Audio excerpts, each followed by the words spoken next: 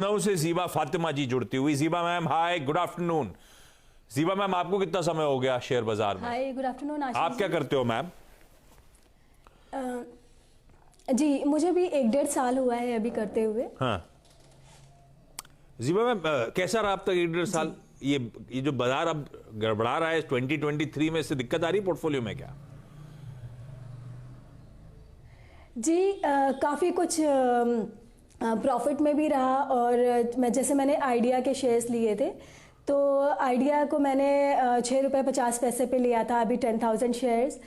But मैंने सोचा था कि 2-3 महीने में मतलब मेरा टारगेट था। बट अभी तक तो इसमें कुछ भी ऐसा चेंज नहीं हुआ है। तो ये आइडिया का आइडिया किसने दिया था आपको? जी, एक्चुअली मेरे हस्बैंड करते थे पहले इसे। तो फिर उनको करते करते देख के मुझे थोड़ा सा इंटरेस्ट आया। नहीं तो शेयर बाजार में करते थे कि आइडिया में ट्रेड करते थे? क्योंकि मैं I am a very innovative kind of person कि मुझे बहुत अच्छा लगता है कि कुछ नया किया जाए लाइफ में। नहीं वो तो बहुत अच्छा है। उनको देख के मुझे थोड़ा सा ऐसा लगा कि मुझे भी सीखना चाहिए। हस्बैंड शेयर बाजार करते थे कि हस्बैंड आइडिया में ट्रेड करते थे? ऐसा लग रहा था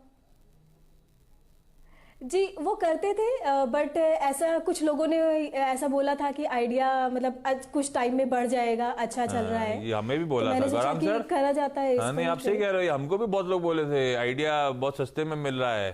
गौरांग सर 2-3 महीने के लिए लिया था, तब जब लिया था उसके बाद तो फंसा हुआ मामला है।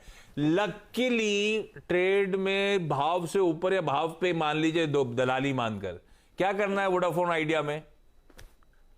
मैं शायद ज़ेबा जी को निराश करूंगा, क्योंकि हमारी राय में ये एक अच्छा निवेश बिल्कुल ही नहीं है। और हमने तो बुनियादी तर्क के आधार पर आशीष बेचने की राय दी है, और ये बेचने की राय काफी लंबे समय से, और हमारे जो लक्ष्य थे नीचे की तरफ करीबन ₹7 के आसपास के, वो आ चुके हैं।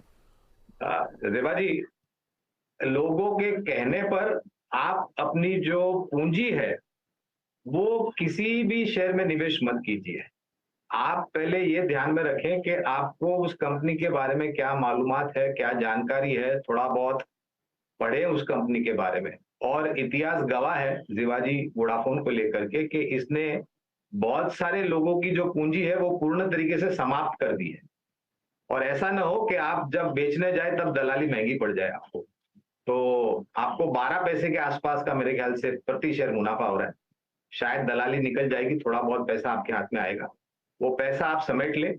और मेरी राय में अगर आपको इसी क्षेत्र में निवेश करना है, सेल्यूलर सर्विस प्रोवाइडर में, तो अभी हमने बात करी थी रिलायंस इंडस्ट्रीज की, जो सबसे बड़ा भारत देश में सेल्यूलर सर्विस प्रोवाइडर है, और उसके अलावा जो दूसरी सबसे बड़ी कंपनी है भारती एयरटेल। ये दोनों हमें काफी पसंद आती हैं। लेकिन मैं आपको फिर से दरखास्त करता हूं कि आप किसी की बातें सुन करके अपने पैसे शेयर बाजार में निवेश न करें।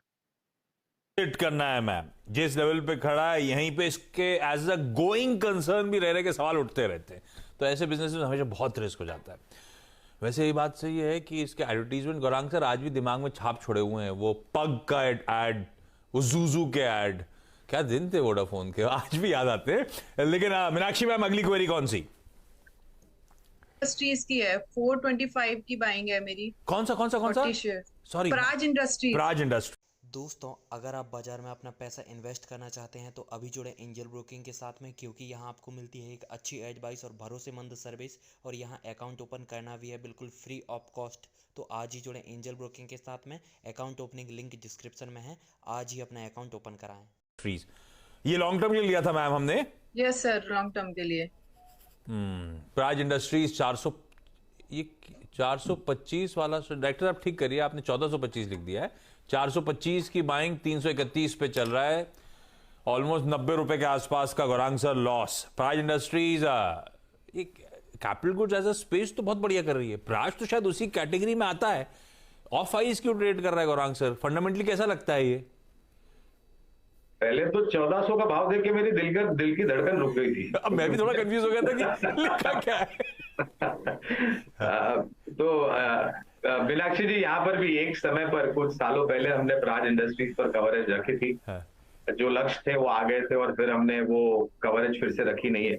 क्षमा चाहूंगा आपसे, मैं आज आपकी क्वेरीज को निर्णायक रूप से जस्टिफिकेशन नहीं दे सकता हूं या फिर राय नहीं दे सकता हूं। लेकिन हाँ आशीष, एथनॉल को लेकर के भी इस कंपनी में बहुत सारे कारण हैं कि भविष्य में आने वाले समय में जिस जिस तरीके से जो हायर लेवल की ब्लेंडिंग करनी है एथनॉल की पेट्रोल और डीजल में, अगर क्षमता हो जाती है, कैपेसिटीज हो जाती है ऑयल मार्केटिंग कंपनीज की, तो ये एक भविष्य वाला प्रश्न है।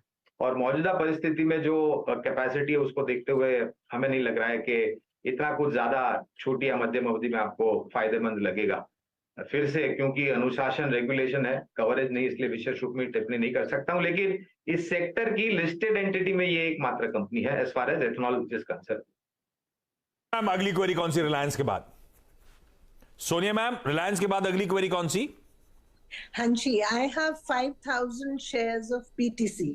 रेट वही चल रहा है 90 रुपीज का, डिविडेंड अच्छा आ गया, बट देन उसकी move I have noticed is only 88, 89 to 99, but उसके ऊपर नहीं जा रहा है। हाँ, नहीं ठीक है, तो ये बुरा नहीं है वैसे। अगर नहीं जा रहा है, कैपिटल प्रोटेक्टेड है और 7, 8, 9 रुपए के आसपास एनुअल डिविडेंड डोल आउट कर देता है वैसे ये। लेकिन गौरांग सर ठीक है, कैपिटल एप्रिसिएशन मिल ही नहीं रहा, सिर्फ डिविडेंड डोल आउट हो रहे हैं, कैपिटल एप्रिसिएशन मिलेगा क्या? फंडामेंटली है कैसी पीटीसी इंडिया सर? तो आशीष, जहां तक मेरा अनुभव रहा है शेयर बाजार में, डिविडेंड सिर्फ एकमात्र मापदंड नहीं है शेयर में निवेश करने के लिए। डिविडेंड के अलावा बहुत सारे और मापदंड होते हैं, और आप शेयर बाजार में जोखिम उठा करके निवेश इसलिए करते हैं ताकि आपको अपने निवेश के ऊपर सालाना 12-15% या उससे थोड़ा बहुत ज्यादा मुनाफा मिल जाए, और अगर आप उसको कंपाउंडिंग करते हैं आने वाले 3-4 साल 5 साल में, तो उतना ही लाभदायक होता है। अब सरकारी कंपनी है तो जाहिर है सरकार सबसे बड़ी शेयर होल्डर है, तो सरकार को अच्छा डिविडेंड चाहिए सभी सरकारी कंपनियों में से। उसी तर्क के आधार पर ऑयल मार्केटिंग कंपनीज है और बाकी अन्य गवर्नमेंट कंपनीज है। यहाँ पर भी कुछ समय पहले कवरेज थी, लेकिन हमें भी ऐसा लगा कि ये शेयर कुछ कर नहीं रहा है, तो हमने कवरेज हमारी जो थी वो निकाल दी थी। अभी कोई कवरेज नहीं है। मैम, अगर आपको ऊर्जा, जो कि ये कंपनी जिस क्षेत्र से जुड़ी हुई है, ऊर्जा क्षेत्र से, तो अगर आपको वहां पर निवेश करना है और ये डिविडेंड का खेल नहीं खेलना है आपको, हालांकि ये 2 भी सरकारी कंपनियां ही हैं जिसका मैं नाम अभी देने जा रहा हूं, एक तो है एनटीपीसी और दूसरी है पावर ग्रिड। ऑन दोनों ही मापदंड पर अगर आप देखने जाए, डिविडेंड पे आउट पर भी और कामकाज पर भी, ये हमें ज्यादा बेटर लगती है। पीटीसी पर कोई विशेष रूप में कवरेज नहीं है मैम। डिविडेंड के अलावा कुछ सारा स्टोरी भी नहीं दिख रही है, ठीक है। एनटीपीसी पावर ग्रिड ज्यादा बेहतर प्ले। जीवा मैम, क्विकली अगली क्वेरी। सर, मेरे पास HBL पावर है जो कि मैंने 104 रुपीज़ में लिया था। नियर अबाउट 1000 शेयर्स है मेरे पास। तो इसका क्या स्कोप है? अगर आपके अकॉर्डिंग, मैंने पहला तो काफ़ी लॉस में ले लिया, तो अब इसके लिए क्या मेरे लिए सजेशन रहेगा? पहला तो नहीं, आइडिया में लॉस कहाँ है? इस बार तो आप बच गए हो। गौरांग से तो कह रहे हैं अभी के अभी एग्जिट कर लो, no profit no loss type situation है। HBL पावर भी ठीक है, 5-6 रुपए के आसपास लॉस ऐसे बाजार में ठीक है, लॉन्ग टर्म की होल्डिंग। गौरांग सर, कवरेज में है HBL पावर सिस्टम्स? नहीं है, लेकिन ये ऑटो एंसिलरी से जुड़ी हुई दूसरी कंपनी है जो कि बैटरी और पावर इक्विपमेंट बनाती है। अगर ये चाहे, थोड़ा बहुत नुकसान हो रहा है, अगर ये जेबा जी परिवर्तन करना चाहती हैं, दूसरा कोई शेयर व्हीकल, तो एक्साइड इंडस्ट्रीज और अमराजा बैटरीज, ये दोनों में से कोई भी चुन सकती है। इस नोट पर मुझे कार्यक्रम खत्म करना है। आप सबका जुड़ने के लिए बहुत बहुत धन्यवाद। आप सबको एक बार फिर से फेस्टिव ग्रीटिंग्स। और Gaurang sir, thank you so much, बढ़िया तरीके से सारी क्वेरी सॉल्व करने के लिए। ब्रेक के उस पार एक क्विक मार्केट चेक।